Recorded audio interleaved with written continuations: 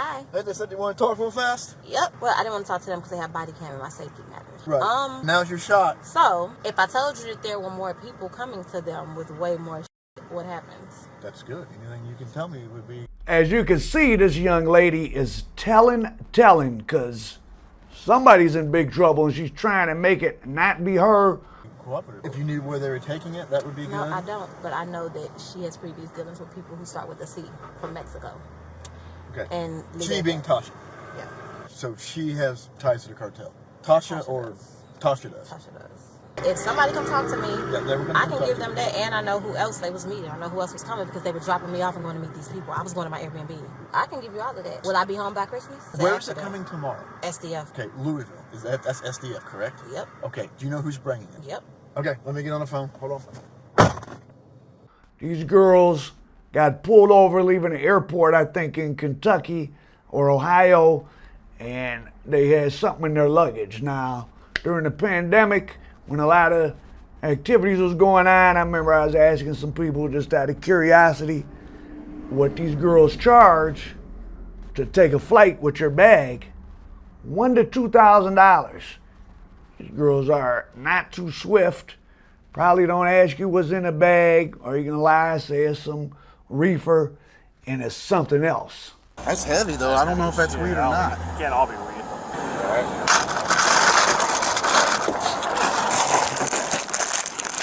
That's crystal. Yep. Yeah. Oh boy, that's a bunch of crystal. Remember I said they get paid $1,000 to $2,000? Well, guess what this girl got paid? Now this is the ringleader. She's trying to skip. Now this is the ringleader. She's trying to stick to the script because she might be more answerable, or people might know who she is and her family. Good morning. I'm Sean. Hi, Sean. How are you? My name's David. It's Dave. Hi, Dave. Again, Sean, Dave, law enforcement. You got 100 pounds of crystal methamphetamine in some bags. It's 3 of you guys. State police called us here. So how did the bags get in your car? I don't know what's in there. You were the driver of the car. Yeah, I don't know correct? what's in their bags. You don't know what's... So those bags are not yours, they're theirs. They're theirs. You had no idea. I had no idea I was driving with that shit in my car. Carrying I don't the see bag who's. I don't. It's Nothing. not mine. Right, okay. Has nothing to do with me. Nothing So, to do with you. You yeah, didn't see so, anything. You don't know anything. Well, okay. We're going to move to the next car. Okay. All right. Thanks. You're welcome. And these girls, this just happened. These girls are all in jail right now, facing life for all this METH, the new drug that's slowly, well, it's not new, but it's slowly seeping across the Mississippi into the Midwest and the East Coast. And it's such a high profit margin item that I would imagine it's going to explode even more and more. You can get a pound in LA for as little as $800. A Spirit Airlines flight from Los Angeles, a 30-year-old woman goes to jail after her suitcase from LAX is found to contain 30 pounds of meth. In New Zealand, which is the most extreme example, they go for $200,000. So you can buy 1 pound in LA, tape it to your body. I mean, a pound's not that much, and change your life. $200,000 off of 800 is like, hitting the lottery. You can get a pound of meth here for probably $800 in Los Angeles, and you could turn it into $200,000 with a 16-hour flight. Where an individual was smuggling methamphetamine through LAX to Japan. He was caught, and now he faces a very lengthy sentence. He told us he was going to get paid over $120,000 just for moving this one shipment. But even taking it to, I don't know, the Midwest somewhere, I would imagine they gotta be $3,000 to $4,000 a pound. If you're quadrupling your money on this, you don't buy a brick of yay in LA for 15 and get 60 for it somewhere else, anywhere in America wholesale. So the markup on this is so much, I would imagine there's a strong demand by those seeking to make fast money to push this drug, just like the phenol. On one occasion, on one airline, 6 suitcases with this drug was smuggled into Orlando.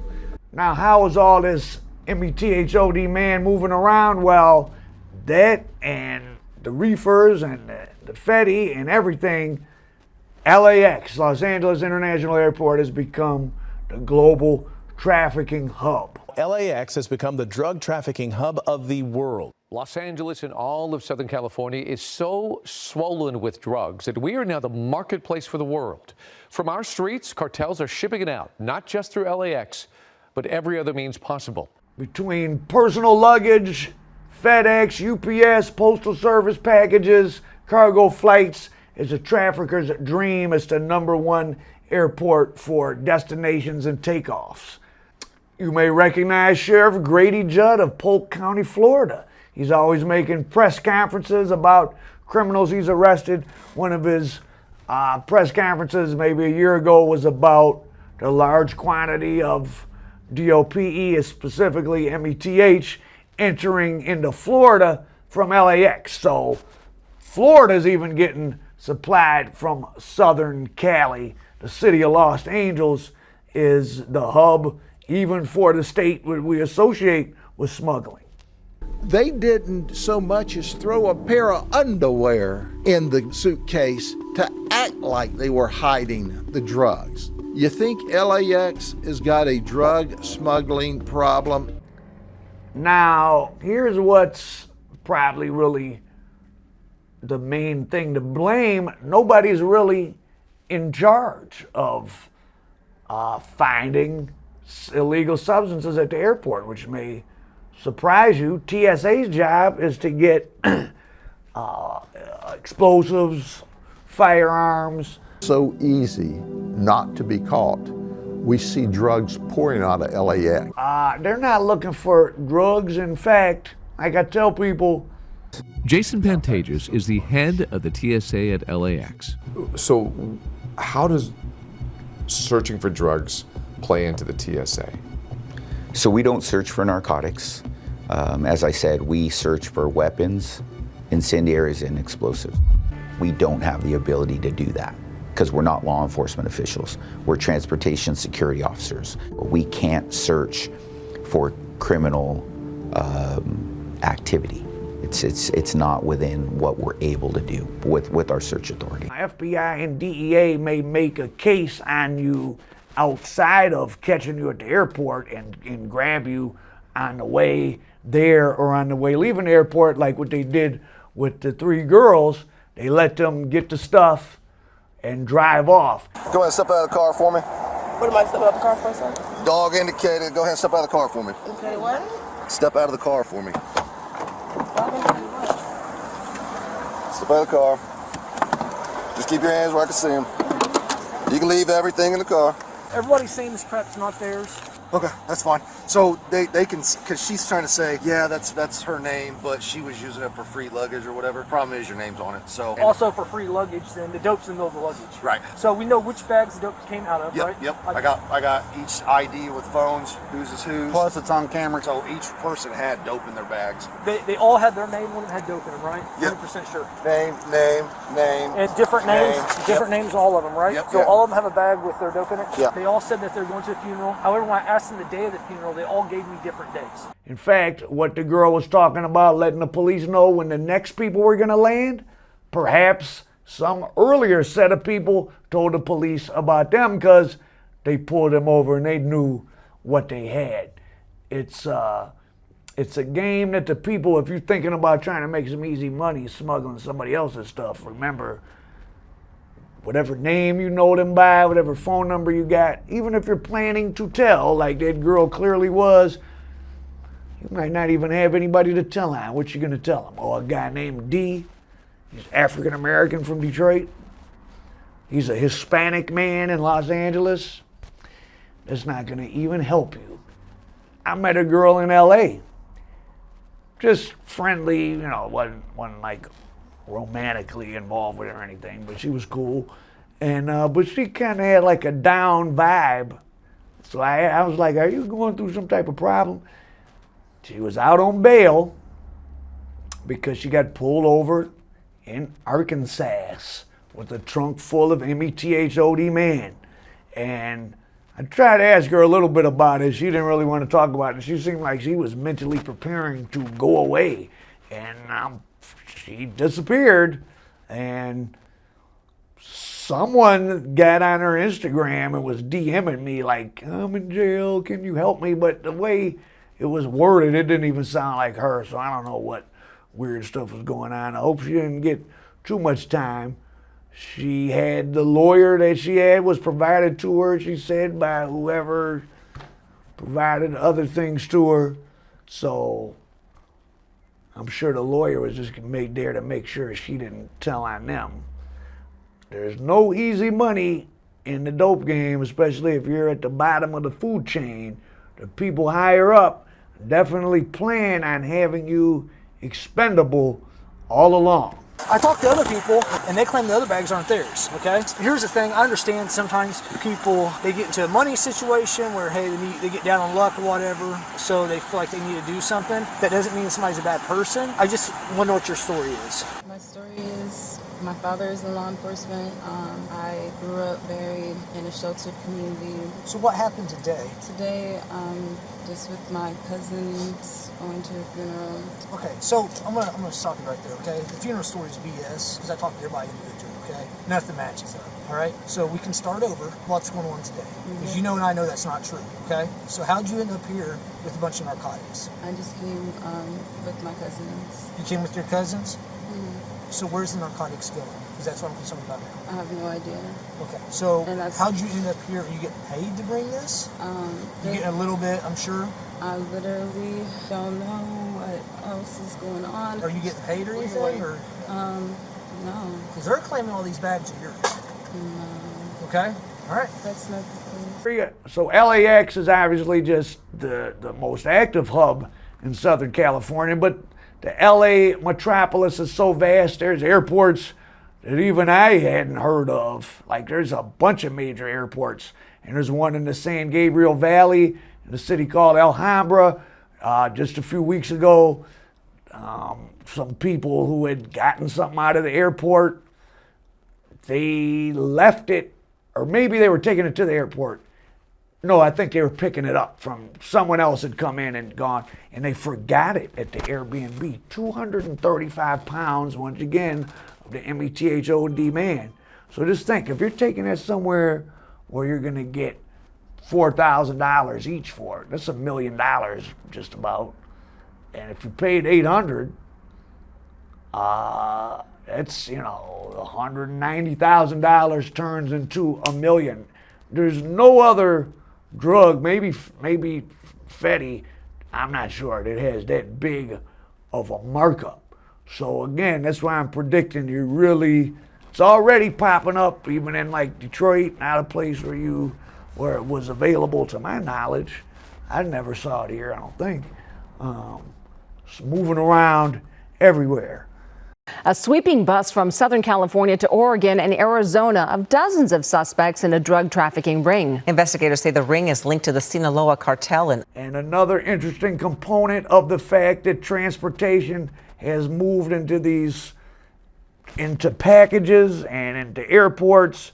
No longer is the drug trade centered around these massive loads coming into a big city like LA, New York, Detroit, and then it kind of being mostly consumed there, and maybe a little bit gets taken to smaller areas. It's very easy to send, one or two people, or Hispanic population in the United States is about 21% now, of which 2/3 are Mexican. So there's as many people of Mexican descent in the United States as there are black people. So there's Mexicans all over.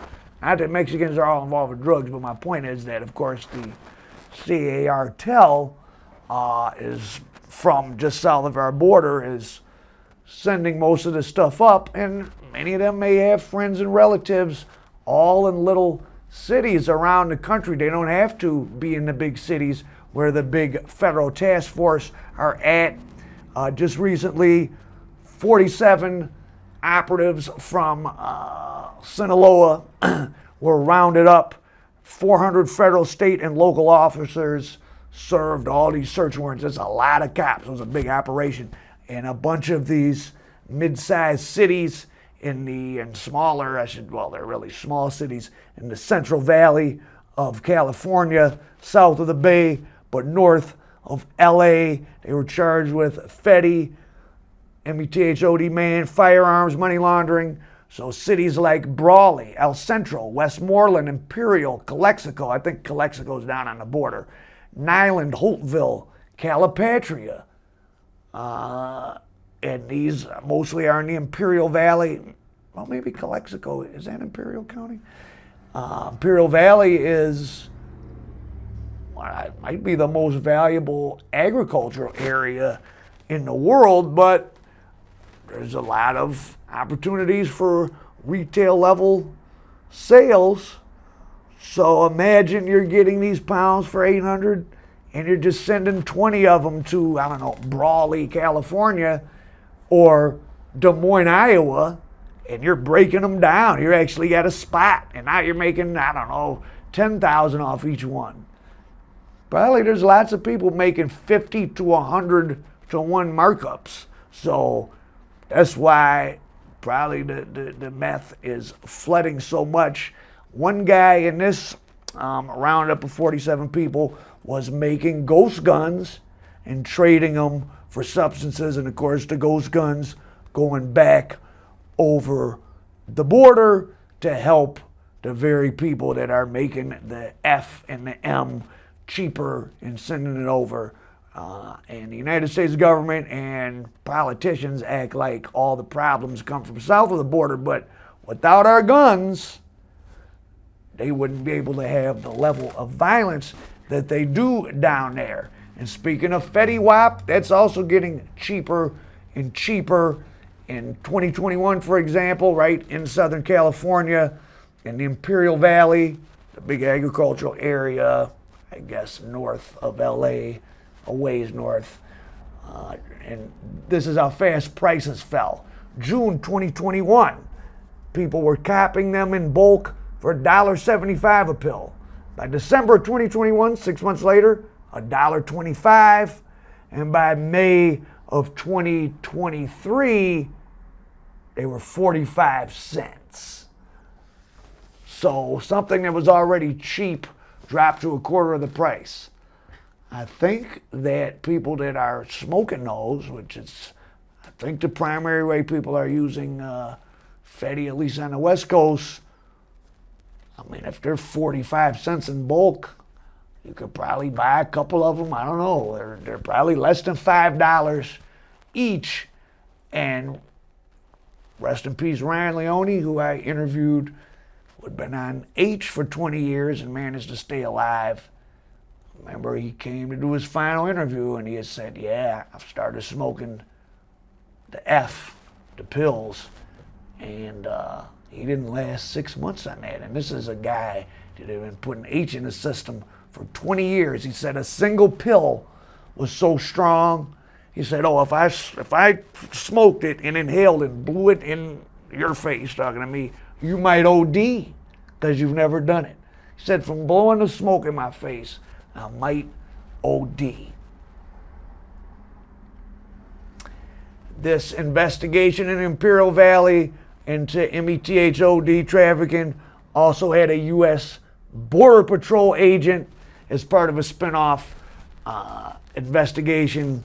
Everyone's getting involved. There's so much money to be made again with this. In the days of mostly yay, the markup at each stage wasn't that big. Nobody was doubling their money on wholesale yay.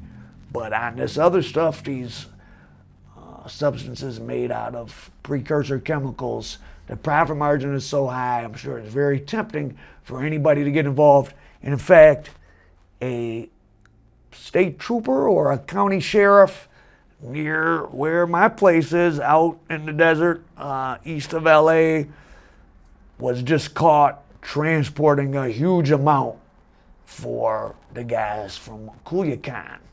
New this morning, a record meth bust at a Texas-Mexico port of entry. Just recently, the largest seizure of METHOD man yet has happened in Houston, not LA, but Texas, of course, is second to the border. In California, Homeland Security investigations found 6.5 tons coming in at Eagle Pass. The largest amount of METHOD man ever encountered by the feds at a single time. U.S. Customs and Border Protection says officers seized 6.5 tons valued at $117 million in a single enforcement action on Sunday. 117 million. I don't know what that's probably low. Again, if that probably makes it to small areas or goes overseas, you could be talking about $500 million off of something that might have cost, I don't know, $500,000 to make in Mexico.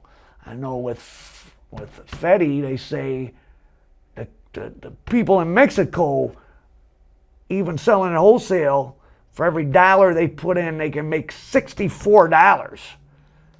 So you can see you can lose an infinite amount of loads. It doesn't matter. It's not a crop. It's not depending on it growing. It's not like, oh, there is no more for 90 days. There's always more. You just make it. And our last stop on this survey of Meth America is in the prisons. People, YouTube now is full of these prison shows, and I don't really talk to people in prison, well, I do, but I don't ask them about drugs in there. But people on YouTube say it's easier to get anything in prison almost than it is on the street. They say there was always substances in prisons, but it would be there. Sometimes it wouldn't be there. Sometimes it was expensive. Now they said it's always available. It's like walking on a drug block where you got guys standing in different cells. I got dimes of this, I got dimes of that. And sometimes it's cheaper than it is on the street because so much comes in. At Mendota Federal Correctional Institute recently, which is a medium security, a guy was caught throwing a package over the fence. Well, he wasn't just a guy. He had just recently been released from Mendota FCI. He was caught throwing a package over the fence into the yard. It had 3 pounds of METH OD, man. Now, if you sold tenths, which I guess, that's still a decent little amount. If you sold tenths for $10 in prison, it's 100 a gram, it's 100,000 a key. So these were pounds, so, I don't know. So you're going to make 220,000, or I'm sorry, you'd make 40,000 off a pound that you paid $1,000 for. Very, very tempting. A guard could bring in 2-3 pounds, make $100,000, 80, and change his life and retire. So LAX, the epicenter of the distribution and importation capital now of America, and increasingly feeding other places in the world. LAX, Southern California, flooded. So many packages. You got mail depots. I had my office in downtown LA, at the toy district, the clothing district, this and that, every type of wholesale item. There's so many packages leaving LA at all times, going everywhere.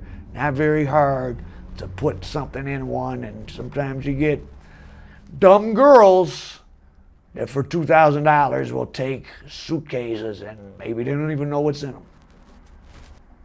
So if you wonder why the METH and the Fetty are flooding every corner of the country, is because the profits are so high, the markup is so great, it's so easy to move around.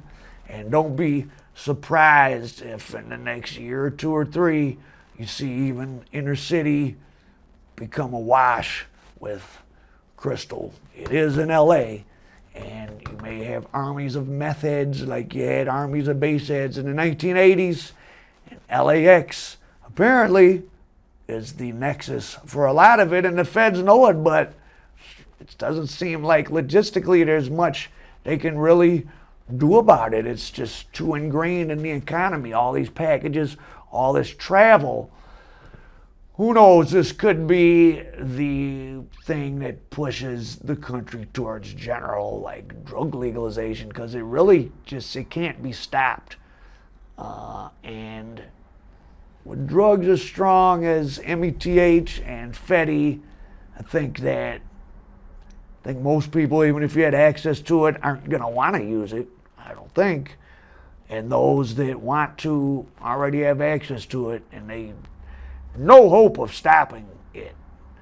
Either one of those substances, unlike at least cocaine, you can tell yourself you're doing something, you spray crops. But look what happened with weed. They had to make it legal because they just couldn't stop it. So that's Meth America 2024, our profit American dope.